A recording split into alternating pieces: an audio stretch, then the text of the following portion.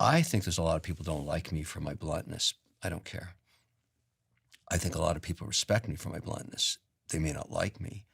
And, it's sort of, it doesn't matter because the only people that really matter to me are probably my 20th closest friends and my family. Do you think if you hadn't worked with or known Steve Jobs, you would be a different person? 100%. Steve changed my life. There's no question. I didn't like him, but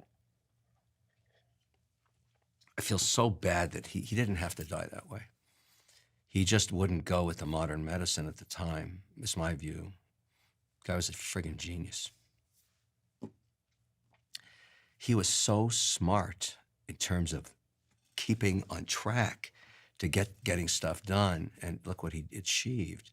But he was difficult, because he wasn't always right, but he was right so much that the mistakes just didn't matter. And I thought, the people that spend enough time with him know what I'm talking about. It occurred to me, because I know Wozniak too, not as well as Jobs, but they really needed each other. They really needed each other. Because Woz understood, he understood what let me draw an analogy here for you. I think it's a good one.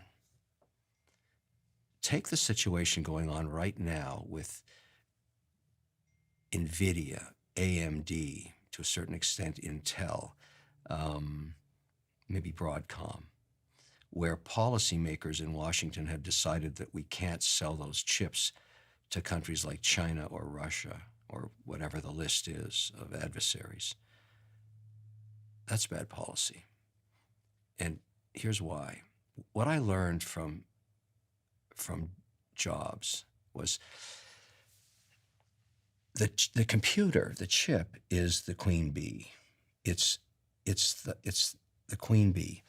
But it has no value without the honeybees, which are the programmers around it that form a community that spend all of their energy writing code that works with the queen bee, which is the chip, that pushes out its influence, because every coder that becomes familiar with that firmware, that Wozniak computer, writes to that platform, is part of the honeybees. Jobs understood that. He said, I've got to get every honeybee writing for the Mac, writing for the OS of Apple. It's the same with the NVIDIA chip. We need to sell it to everybody, even adversaries, because within that country of Russia or China is some genius kid, you don't know who he is or she is, that's going to write the next piece of firmware or advance AI from the queen bee, the chip, the American queen bee.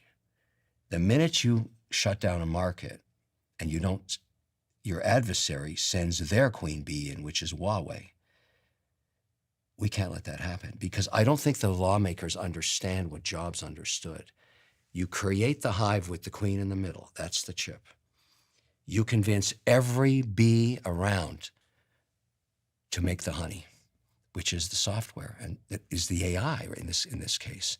You make it off that chip. And when you advance the chip again, everybody knows how to take that set and stay within the American chip that you're advancing. Maybe you keep the one generation behind, maybe that's the policy, but you don't ever let an adversary put their queen bee in the middle of the hive. You see what I'm saying? Of course. I And mean, that is what Jobs did. That was the war between Gates and Jobs on the OS, on the operating system. yeah, I was thinking about the App Store and It's the same thing. ecosystem. It's exactly the same thing. And so when I see this policy now, I go out of my mind.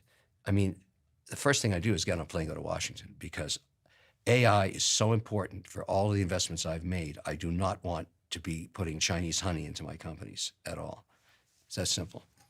So for that person that's stewing over their ideas now, if they had just a couple of minutes with you and they asked you the question, Kevin, I'm about to start this business. I'm about to go on this journey of trying to go from zero to something in my life. Is there anything else that I need to know as I set up upon this sort of next 10 years of my life?